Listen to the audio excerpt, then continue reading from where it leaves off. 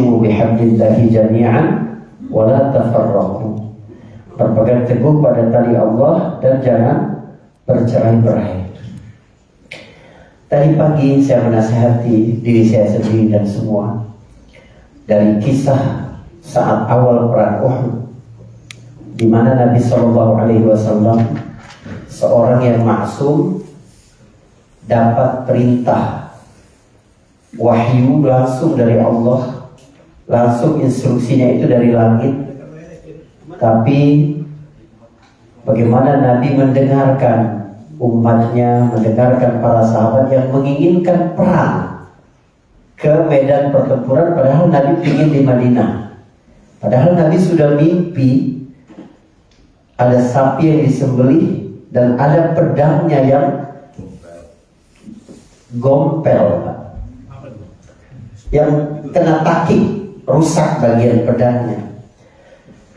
Dan itu Nabi memahaminya sebagai pedangnya yang bertakik itu berarti ada keluarganya yang bakal meninggal dunia, sementara sapi yang disembelih berarti ada musibah yang akan menimpa kaum muslimin. Tapi karena para sahabat sangat bersemangat mengajak Nabi untuk keluar, Nabi pun keluar. Tetapi di tengah jalan orang-orang munafik kemudian membelot. Dari 1000 orang yang keluar dari Madinah, 300-nya membelot balik ke Madinah. Ini pelajaran penting banget tentang kebersamaan, baik oleh pengurus masjid dan pengurus info, juga bagi kita jamaah biasa. Bagi pengurus harus dengar kata-kata, aspirasi, kebutuhan dari para jamaah. Sebab kita bukan nabi. Kita nggak dapat wahyu, belum tentu pandangan kita selalu benar.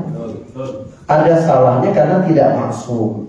Sebaliknya bagi para jamaah juga, yang betul-betul aja wajib taat kepada pengurus selagi mereka tidak bermaksiat kepada Allah Subhanahu wa Ta'ala. Jadi ini tentang kita. Saya menyampaikan ceramah bukan untuk nyerang orang lain, tapi untuk diri sendiri. Anda kalau ada gak cocok dengan pengurus, tiba-tiba gak ke masjid lagi, gak tegur orang lagi, itu mungkin tuh dengar tuh mungkin. Benar, saya ngomong ini ikhlas, tidak ada kepentingan apa-apa, tidak ada kepentingan apa-apa. Ya, jadi sama-sama kita. Karena saya khawatir banget, ini wakafnya besar nilainya. Kalau kemudian masjid semakin sepi, jamaah tidak padu, yang rugi siapa? Kita. Kita gunakan ini sebagai instrumen persaudaraan kita, tawasi bil haq, tawasi bis sabar kita, amar ma'ruf nahi mungkar kita. Nah, sama-sama bagaimana kita menjaga ini dengan baik.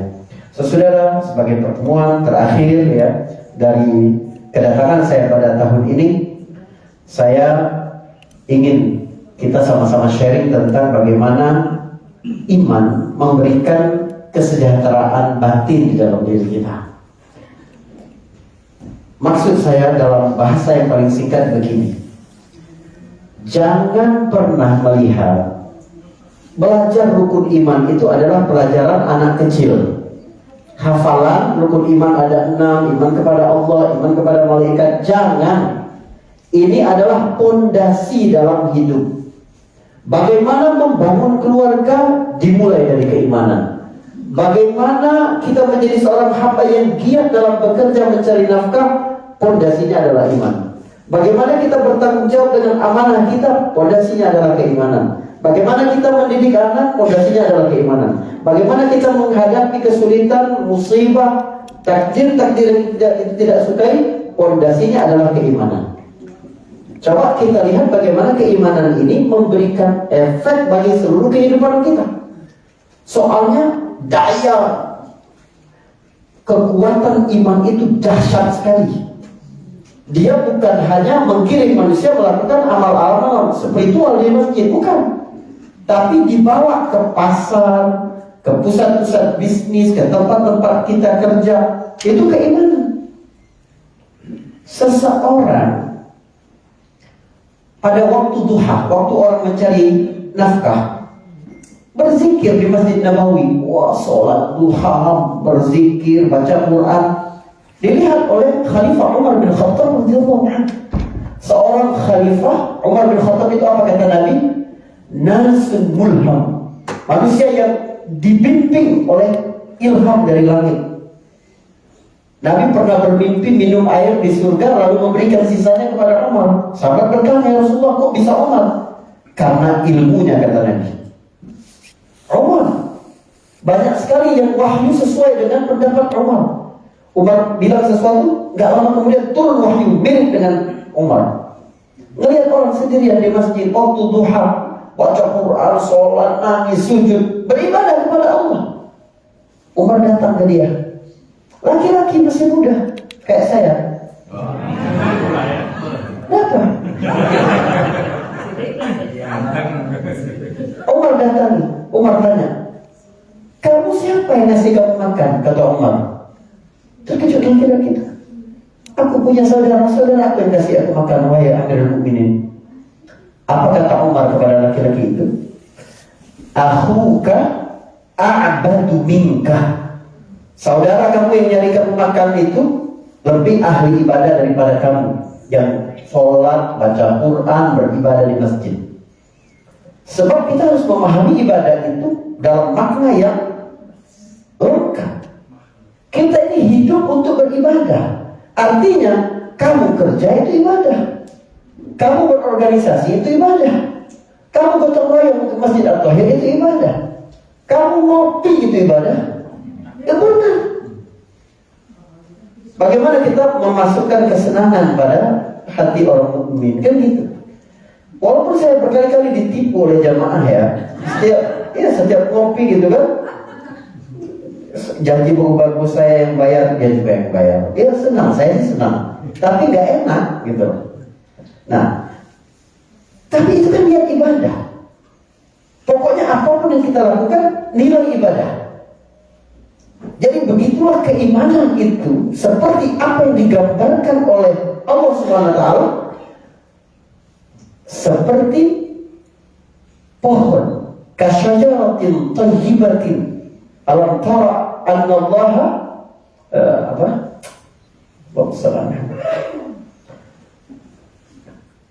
bagaimana Allah Subhanahu wa taala memberi perumpamaan ya, kalimatan thayyibatan kasyajaratin thayyibatin asluha thabitun wa far'uha fis sama.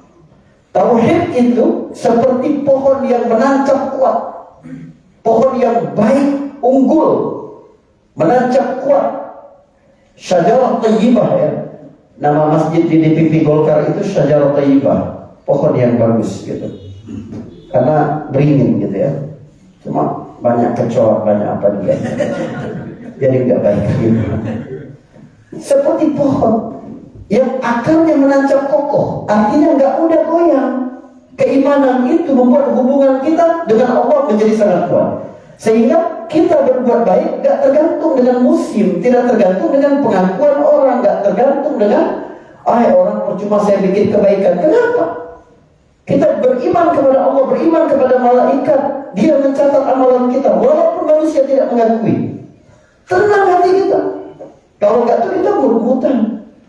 Percuma saya bikin. Untuk apa kita beriman kepada akhirat? Untuk apa kita beriman? فَمَنْ يَعْمَلْ مِثْقَالَ ذَرَّةٍ خَيْرًا يَرَهُ وَمَنْ يَعْمَلْ مِثْقَالَ ذَرَّةٍ شَرًّا يَرَهُ. Seorang sahabat datang kepada Nabi SAW, lalu kemudian berkata, "Izni wa la tuti." Ya Rasulullah, beri aku nasihat tapi gak usah panjang-panjang. Kata Nabi, فَمَنْ يَعْمَلْ مِثْقَالَ ذَرَّةٍ خَيْرًا يَرَهُ وَمَنْ يَعْمَلْ مِثْقَالَ ذَرَّةٍ شَرًّا يَرَهُ. Kalau kamu berbuat kebaikan sebesar zarah, Allah akan lihatkan kamu nanti di akhirat. Kalau kamu berbuat keburukan sebesar zarah pun, kamu bakal lihat nanti di akhirat. Sahabat itu berkata, cukup ya Rasulullah. Waktu orang itu pergi, Nabi berkata, orang itu sudah paham agama. Apapun kita lakukan, nisbatkan kepada Allah. Untuk apa? Pujian manusia tidak ada artinya, saudara. Saya belajar bicara biar nampak mengagumkan. Dan kamu setelah ini lebih bagus, selesai udah.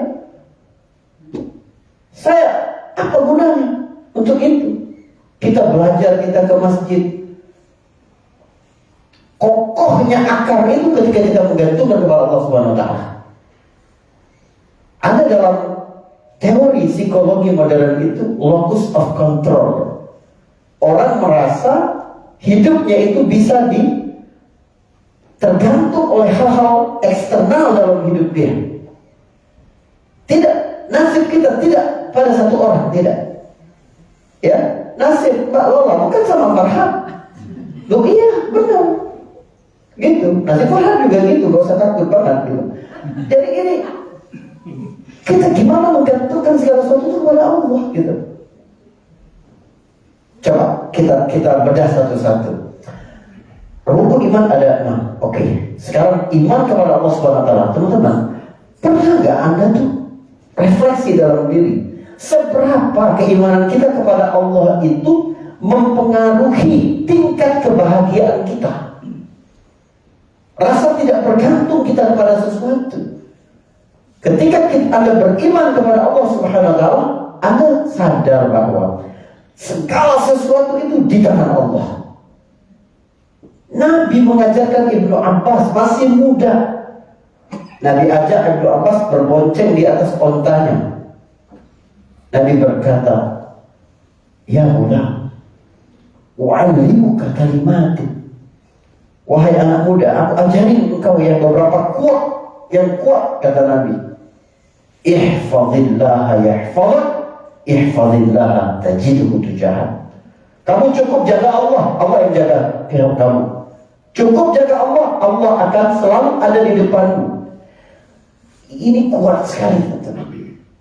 Kita itu panik karena kita merasa kita harus menghadapi banyak hal. Menghadapi kebutuhan ini, menghadapi orang ini, menghadapi besok seperti ini, menghadapi tantangan ini, menghadapi kebijakan pemerintah yang semakin mempersulit, menghadapi. Gak usah memikirkan itu. Kamu jaga hak Allah. Apa itu? Kewajiban dari Allah kita kerjakan. Allah perintahkan kita sholat 5 waktu, kita sholat 5 waktu. Allah perintahkan puasa, kita puasa. Allah perintahkan kita bekerja, kita bekerja. Allah perintahkan kita menafkahi keluarga, kita nafkahi keluarga. Allah perintahkan kita untuk berbuat baik kepada orang lain, kita berbuat baik kepada orang lain. Allah larang kita untuk menggosip, kita tidak menggosip. Allah larang kita untuk membuka aib orang lain, kita tidak membuka orang lain. Pokoknya kamu jaga saja aturan Allah. Mana yang haram kamu jauhi, mana yang perintah kamu laksanakan semampu kamu. Cukup itu. Lalu Allah yang akan menjaga anakmu, menjaga rezekimu, menjaga jalan kebaikan-kebaikan dalam hidupmu, menjaga. Orang berlebihan khawatir tentang anaknya, sampai ngambil yang haram, sampai nanti anak saya mau sekolah butuh uang banyak, ini terpaksa melakukan itu. Bayangkan dia ingin menjaga anaknya sekuat mungkin, tapi dia tidak menjaga syariat Allah, terbengkalai nanti itu anak. Gak usah mikirkan itu. Bahagia kita beriman itu bahagia ketika kita sadar bahwa hidup kita ini di tangan Allah Subhanahu wa taala. Lalu apa kata Nabi? Jaga Allah, Allah akan jaga kamu. Jaga keluargamu, jaga hidupmu, jaga jalan rezekimu, jaga kehormatanmu. Jagalah Allah, kamu akan terus dapati Allah di depanmu. Jadi antara kita dengan masalah, ada Allah di situ. Antara kamu dengan kesulitan, ada Allah di situ. Antara kamu dan musuhmu, ada Allah di situ. Subhanallah. Coba bayangkan ya, kalau kita hidup dalam kesadaran iman itu, indah sekali. Kita yakin dengan Allah, dengan janji Allah semua. Keluar rumah kita baca Bismillah, tawakkaltu la haula wala quwwata illa billah. Ringan sekali di lisan. Tapi Allah menyebutkan melalui lisan Rasulnya. Kamu mengucapkan itu ketika keluar rumah, datang malaikat mengatakan kepadamu, laqad hudita wa kufita wa muqita. Kamu sudah dapat hidayah, kamu sudah dicukupkan, kamu juga dilindungi oleh Allah Subhanahu wa taala. Setan lari, kata setan, ngapain kita dekat dia? Oh, dia selalu dalam petunjuk Allah. Dia selalu dilindungi oleh Allah dan dicukupkan kebutuhan-kebutuhannya oleh Allah Subhanahu wa taala. Itu subhanallah. Maka lihat orang yang yakin dengan teori ini, dengan janji ini, Nabi lanjutkan, "Idza sa'alta fas'alillah wa idza ista'anta fasta'in billah." Kalau kamu minta, minta sama Allah.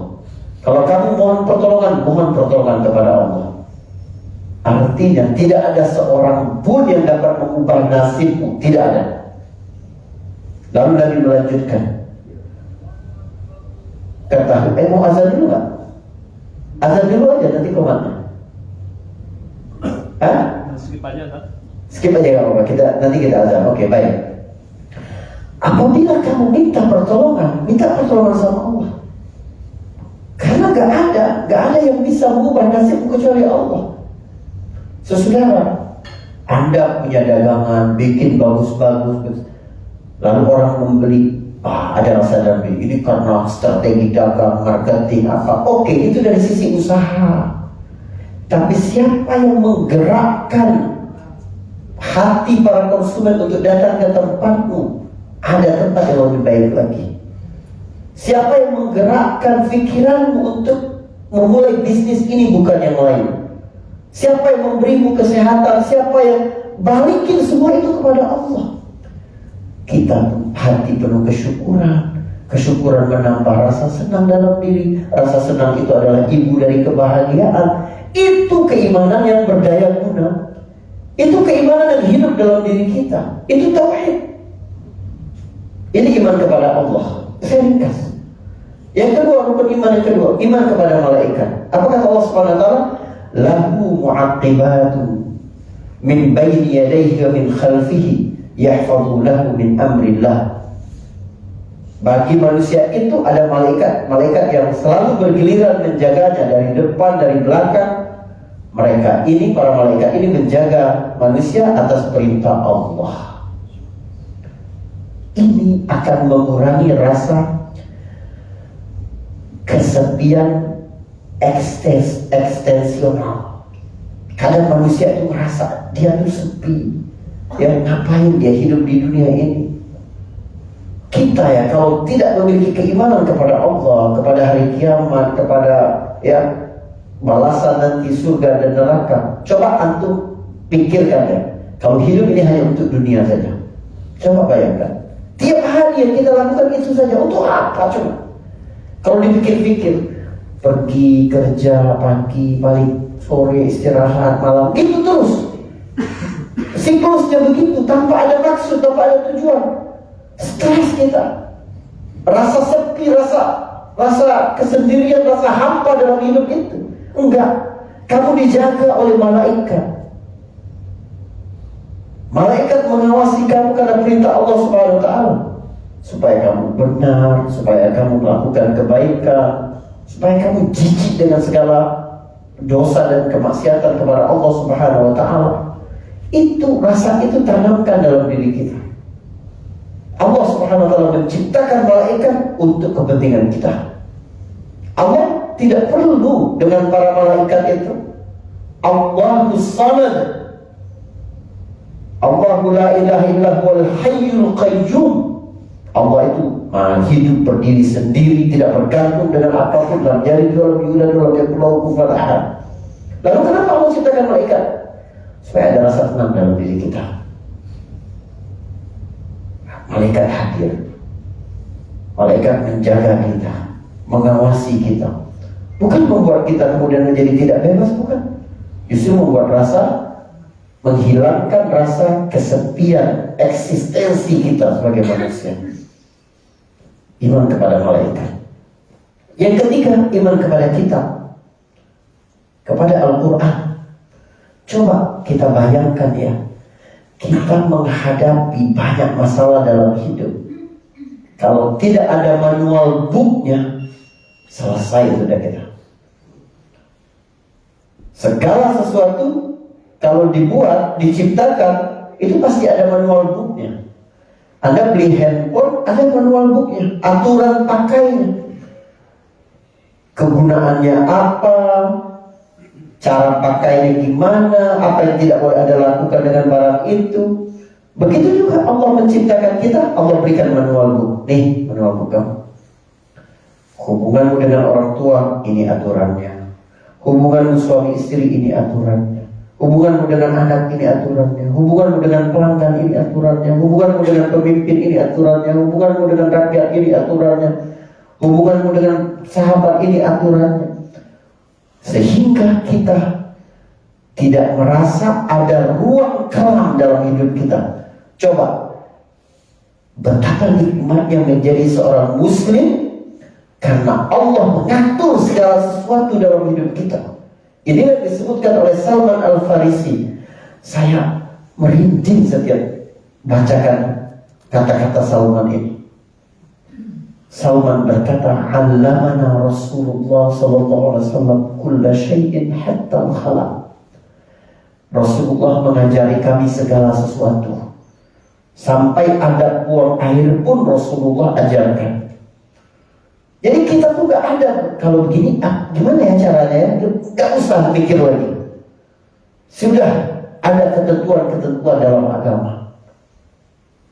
Ada tidur, mau tidur, mau makan, sumber makanan, porsi dalam makanan, cara kita makan.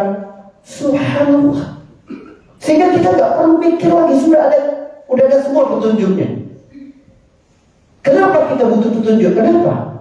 Sebab akal manusia itu gak bisa menjawab segala sesuatu. Orang stres kalau memikirkan segala sesuatu itu stres. Karena pikiran terbatas. Anda memaksa melihat mobil apa di balik tembok ini. Saya memaksa begini, gak bisa. Sebab mata ini terbatas. Dia anggota tubuh. Anggota tubuh terbatas kemampuannya. Telinga saya bisa gak mendengar 100 meter dari sini? Gak bisa. Jangan berharap telinga Anda bisa mendengar segala sesuatu. Mata Anda bisa melihat segala sesuatu. Tangan Anda bisa menjangkau segala sesuatu. Kalau kita yakin dengan itu, kenapa?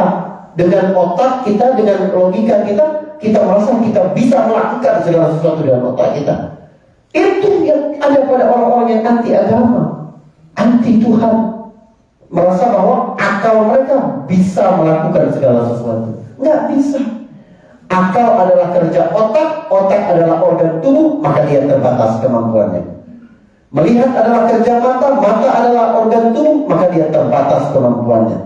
Mendengar adalah kerja telinga, telinga adalah anggota tubuh, maka terbatas kemampuannya. Melangkah adalah kerja kaki, kaki adalah anggota tubuh, maka terbatas kemampuan kaki kita, kemampuan tangan kita. Kita yakin itu. Tapi giliran akal, wah, ada masalah, mikir terus, lupa minta petunjuk sama Allah, lupa istikharah, lupa salat hajat, lupa berdoa, lupa. Sulit hidup kita begitu. Allah tunjukkan kita, berikan petunjuk lengkap Quran dan penjelasannya melalui hadis Nabi Sallallahu Alaihi Wasallam. Apapun, adab kepada hewan, bagaimana menjaga lingkungan. Agama kita ini mengurus mulai dari hubungan suami istri di atas tempat tidur, mohon maaf, sampai hubungan antar negara, hubungan internasional, diurus oleh agama. Kurang manja apa kita? Dan Allah memberikan itu untuk kebahagiaan kita. Itu yang disampaikan oleh Imam Syafi'i. Seluruh syariat itu untuk kemaslahatan hamba, bukan untuk menyusahkan kita. Salat itu bukan untuk menyusahkan kita. Puasa bukan untuk menyusahkan kita. Puasa yang kita ngerasa lapar, harus nahan marah pula, sebel sama teman. Tapi apa kata Allah? Yuridullahu bikumul yusra wala yuridu bikumul yusra.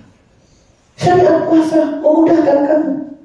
Kalau kamu dapat menjaga emosimu, kamu berdaulat atas dirimu sendiri, kamu tidak menjadi budak hawa nafsumu, hidupmu yang bakal bahagia, hidupmu bakal senang, masa depanmu menjadi bahagia.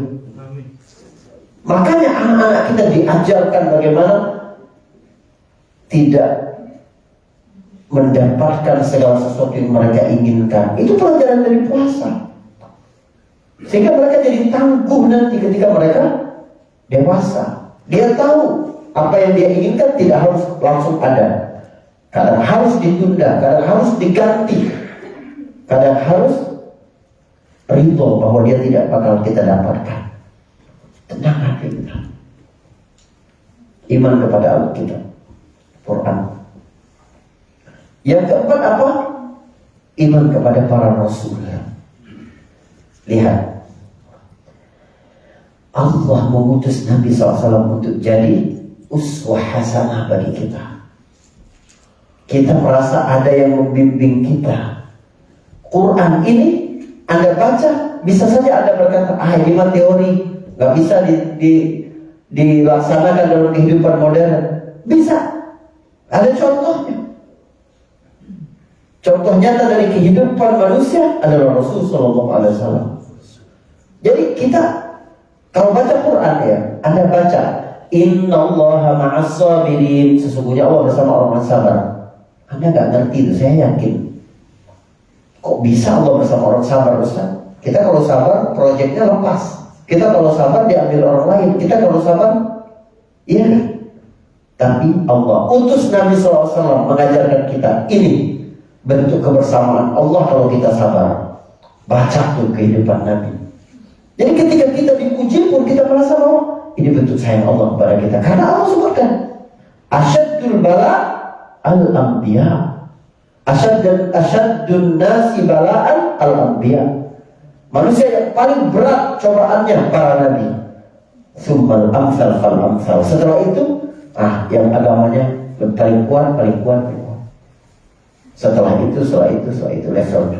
Seseorang yang kuat agamanya akan diuji oleh Allah dengan ujian yang semakin kuat agama, semakin kuat ujian. Tapi kalau agama seseorang so-so gitu, maka ujiannya juga akan biasa-biasa saja. Dari kisah Nabi Nuh AS kita beriman kepada Nabi terdahulu. Nabi Nuh AS bagaimana 1000 tahun berdakwah, 950 tahun. Pada akhirnya pertolongan Allah akan datang. Dari kisah Nabi Yunus AS, dari kisah Nabi Musa, dari kisah Nabi Saleh, dari kisah Nabi Lut AS, semuanya coba bayangkan. Ini keimanan kepada Nabi, bukan cuma dongeng untuk pengantar tidur, bukan. Sesudahlah, mohon banget berdaya gunakan keimanan dalam diri kita itu. Lalu yang kelima adalah iman kepada hari akhir, hari akhirat. Apa kata Nabi? Al-kayyisu man dana nafsahu wa 'amila lima ba'dal maut, wal 'ajizu man ittaba'a nafsahu hawaha wa tamanna 'ala Allahil amani. Orang yang cerdas itu orang yang menghisap dirinya dan beramal untuk akhiratnya, untuk kehidupan setelah matinya. Sedangkan orang yang lemah adalah orang yang mengikuti hawa nafsunya tapi berangan-angan Allah bakal kasih dia begini, bakal kasih dia begitu. Akhirat ini membuat kita lurus, Pak, Ibu. Kalau nggak percaya dengan akhirat, ketika kita memiliki kekuatan, kita mau zalim sama orang lain. Ketika kita memiliki ujian, tertekan, tidak memiliki kekuatan, kita putus asa. Tapi kalau kita beriman kepada akhirat, tertusuk jarum pentul saja, istri salah naruh di sofa, tertusuk jarum pentul, penggugur dosa, menyelamatkan kita dari api neraka. Jadi jangan marah kalau istri naruh jarum pentul sembarangan gitu ya. Tapi istri jangan begitu juga lah, kasihan suami. Taruh pisau aja. Nah, itu akhirat. Anda menjadi tenang kalau beriman kepada akhirat itu. Ketika Anda memberi, orang lain nggak tahu, nggak masalah, nggak bakal hilang di akhirat. Anda akan dapatkan. Istri tidak mengawasi Anda tidak berkhianat kepada dia. Kenapa? Karena percaya akhirat. Coba apa yang Anda dapatkan? Kebahagiaan. Bahagia kita kalau setia itu bahagia. Sayang bahagia. Memberikan kebaikan lembut kepada pasangan bahagia. Dan itu kita lakukan karena kita percaya dengan akhirat. Allah akan balas itu. Kita nyuapin makanan ke mulut istri, itu dapat pahala nanti di akhirat.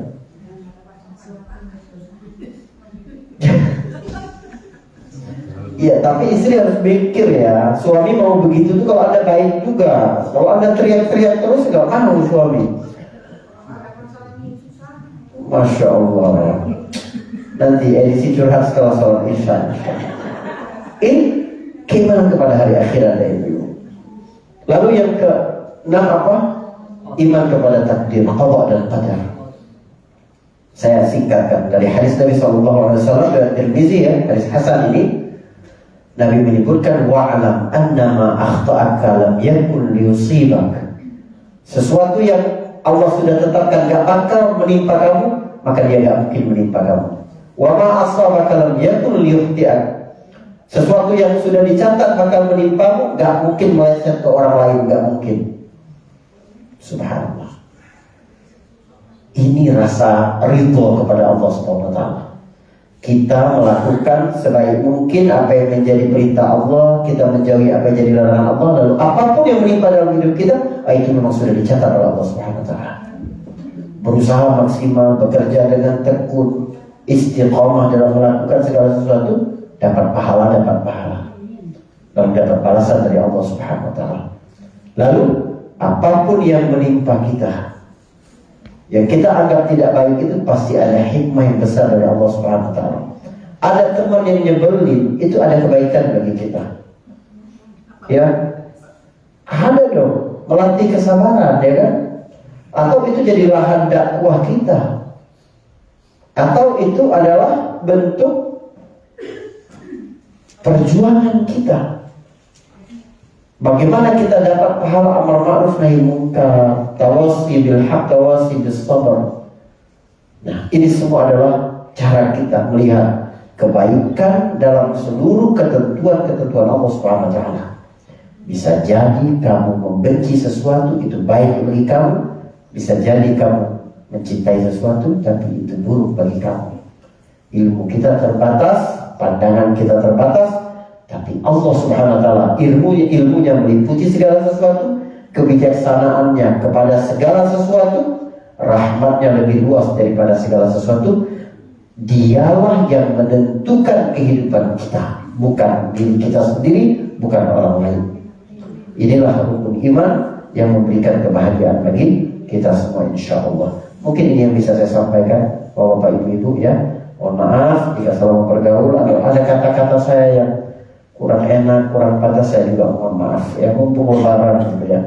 Tapi demi Allah, saya sampaikan hal-hal yang tidak enak pun karena saya sayang dengan antum semua. Orang tua marah anaknya itu ya, dia bilang begini, kalau anak orang lain aku biarkan gitu. Begitu juga guru kepada murid, karena rasa sayangnya. InsyaAllah semoga kita semua sekali lagi memperoleh kebaikan di akhirat, keberkahan, dan bagaimana keimanan bekerja secara maksimal dalam seluruh bidang kehidupan kita. Ya, mungkin kalau ada pertanyaan nanti setelah sholat kalau memang mau disambung, tapi kalau memang lapar banget nanti sambil makan di belakang insyaallah. Barakallahu fikum. Assalamualaikum warahmatullahi wabarakatuh.